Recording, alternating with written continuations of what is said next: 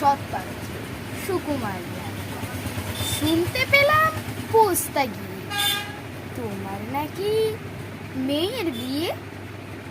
গঙ্গারামকে পাত্র পেলে জানতে চাও সে কেমন ছেলে?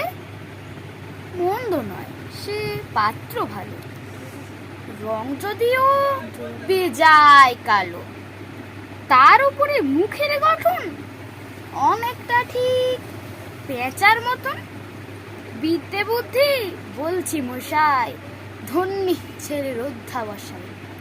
19টি বার ম্যাট্রিকে সে ঘায়েল হয়ে থামলো শেষে।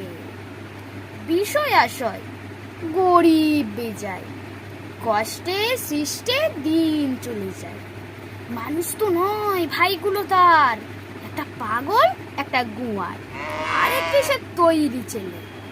জাল করে নোট গেছেন জেলে, কনিষ্ঠটি তবলা বাজায়, যাত্রা দলে 5 টাকা পায়।